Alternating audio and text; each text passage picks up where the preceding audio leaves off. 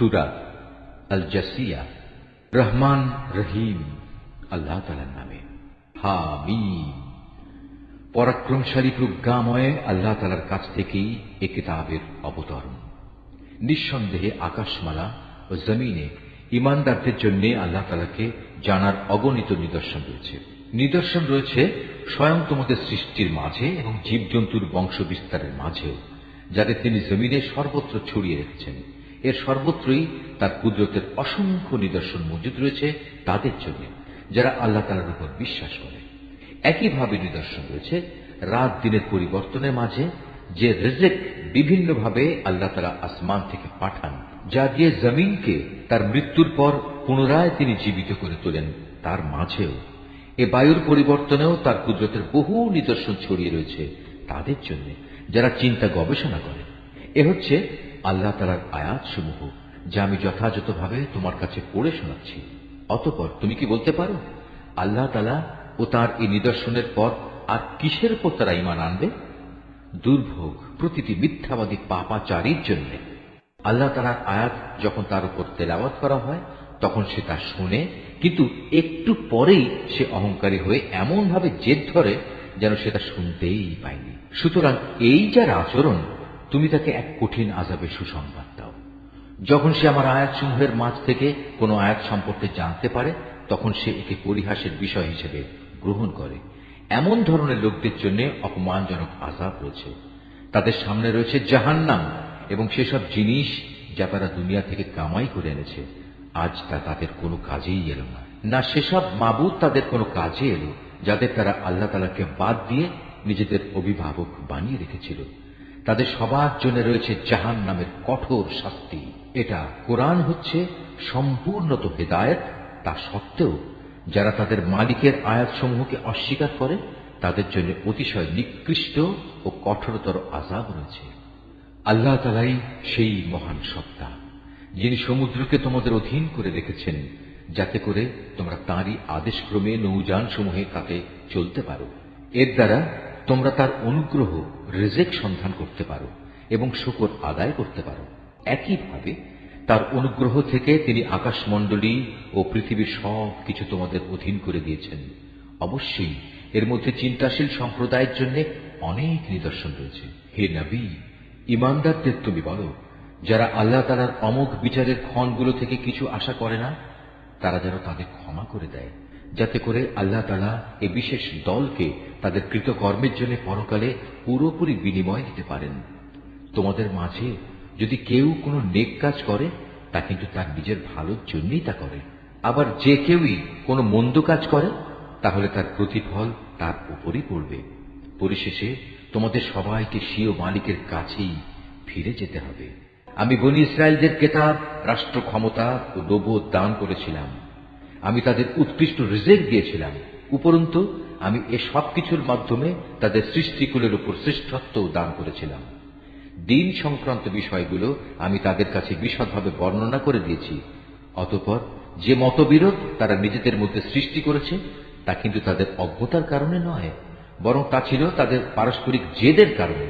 হে নবী, কিয়ামতের দিন তোমার মালিক তাদের মধ্যে সে সমস্ত বিষয়ের ফয়সালা করে দেবেন যে ব্যাপারে তারা দুনিয়ায় মতবিরোধ করেছে। অতঃপর হে নবী, আমি তোমাকে দিনের এক বিশেষ পদ্ধতির উপর এনে স্থাপন করেছি, অতএব তুমি শুধু তারই অনুসরণ করো। শরীয়তের ব্যাপারে সেসব লোকদের ইচ্ছা আকাঙ্ক্ষার অনুসরণ করো না যারা আখিরাত সম্পর্কে কিছুই জানে না। আল্লাহ তাআলার মোকাবেলায় এরা তোমার কোনোই কাজে আসবে না।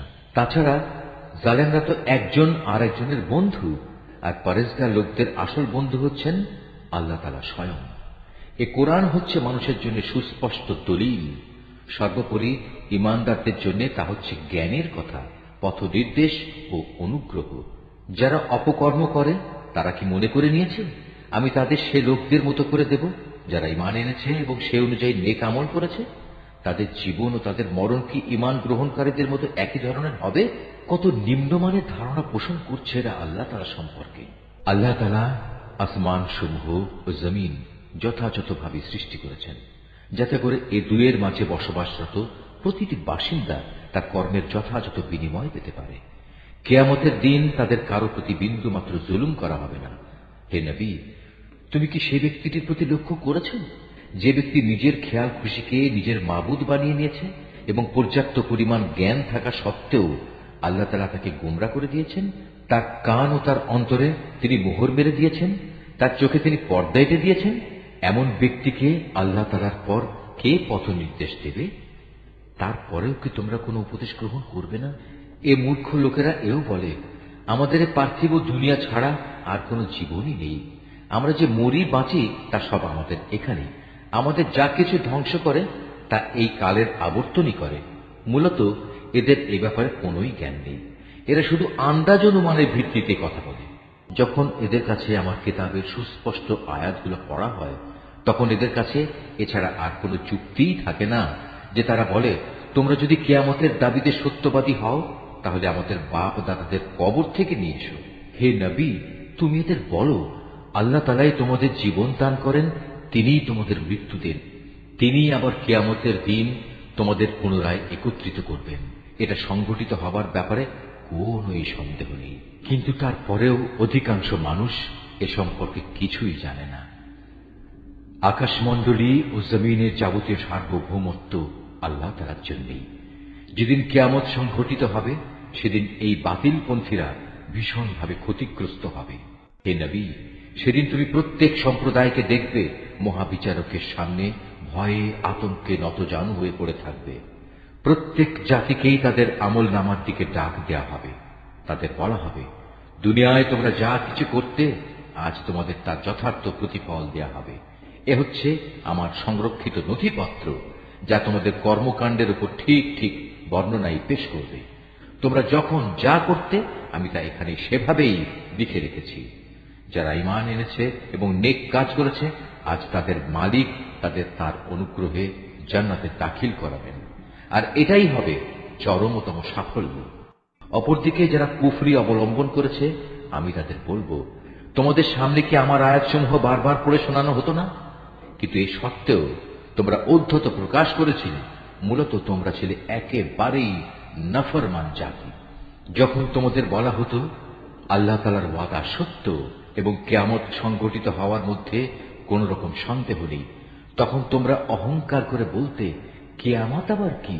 আমরা জানি না, আমরা এ ব্যাপারে সামান্য কিছু ধারণাই করতে পারি মাত্র, কিন্তু আমরা তো তাতে বিশ্বাসীও নই। সেদিন তাদের মন্দ কাজগুলো তাদের কাছে স্পষ্ট প্রকাশ হয়ে পড়বে এবং সে বিষয়টি তাদের পরিবেষ্টন করে নেবে, যে ব্যাপারে তারা হাসি ঠাট্টা করে বেড়াত। ওদের তখন বলা হবে, আজ আমি তোমাদের জেনে শুনেই ভুলে যাব, ঠিক যেভাবে তোমরা দুনিয়ায় থাকতে এই দিনের সাক্ষাৎকে ভুলে গিয়েছিলে। আজ তোমাদের ঠিকানা হবে জাহান্নামের আগুন। সে আগুন থেকে বাঁচার জন্য এখানে তোমরা কোনোই সাহায্যকারী পাবে না। এ কারণেই তোমাদের শাস্তি দেয়া হল। তোমরা আল্লাহ তাআলার আয়াতসমূহ নিয়ে হাসি তামাশা করতে এবং তোমাদের পার্থিব জীবন দারুণভাবে তোমাদের প্রতারিত করে রেখেছিল। সুতরাং আজ তাদের জাহান্নাম থেকে বের করা হবে না, না আল্লাহ তাআলার দরবারে তাদের কোন রকম অজুহাত পেশ করার সুযোগ দেয়া হবে। অতএব সমস্ত প্রশংসা আল্লাহ তাআলার জন্য, যিনি আসমান সমূহের মালিক, তিনি জমিনের মালিক, তিনি মালিক গোটা সৃষ্টিকুলের। আকাশমণ্ডলী এবং জমিনের সমস্ত গৌরব ও মাহাত্ম্য তাঁর জন্যই নিবেদিত। তিনি মহাপরাক্রমশালী ও প্রজ্ঞাময়।